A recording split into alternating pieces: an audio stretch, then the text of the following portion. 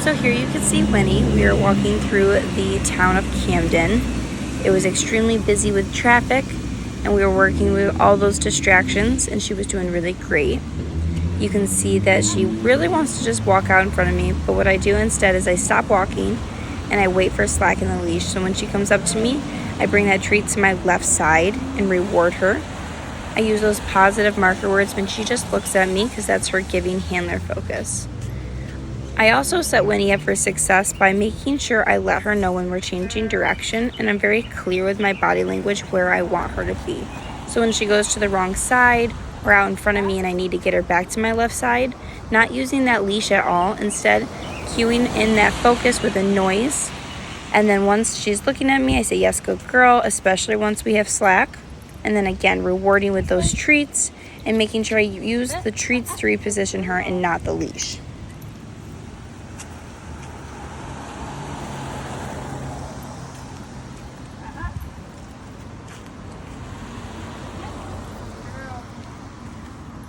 It's very important to note and remember that consistency and repetition are key to success with leash walking.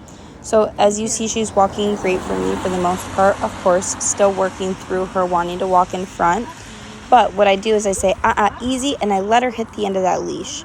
And this way she realizes we're not moving when the leash has tension to it. So once she gives me that slack that I want, that's when we continue walking, and she's rewarded by us carrying on and continuing with our walk. I want to make sure that I'm very consistent, because if I let her pull once or twice, then she's going to think that she only has to mind once in a while. So we want this to be a consistent thing and constantly following through.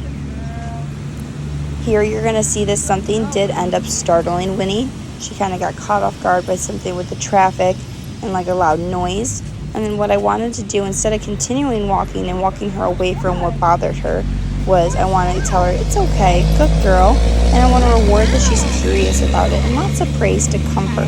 I want her to be confident, and by doing this now, it sets her up for the next time that happens. She may not be so caught off guard or nervous about it.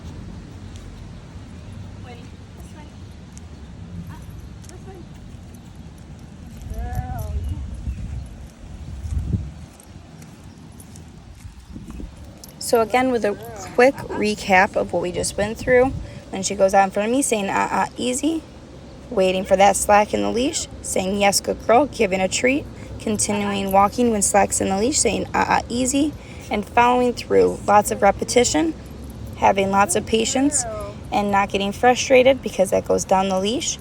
So sometimes it may take longer than what you're seeing here. I might have to wait longer, or you may have to, and that's fine. Just waiting, using noises to cue in that focus so that she comes back up to me if need be.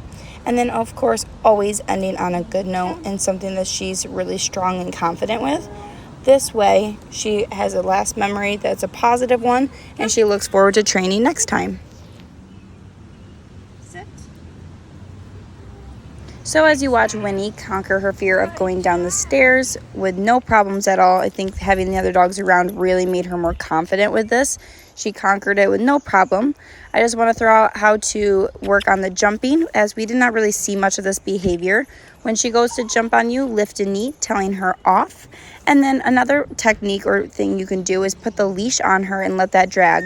When she goes to jump on you, put your foot on the leash and let her make contact to the end of the leash. This way, she's correcting herself and never making contact with you. And that's exactly what she's doing when she jumps, is she wants to get attention, and we don't want to feed into that. Be mindful not to touch her when she does jump, as this gives satisfaction.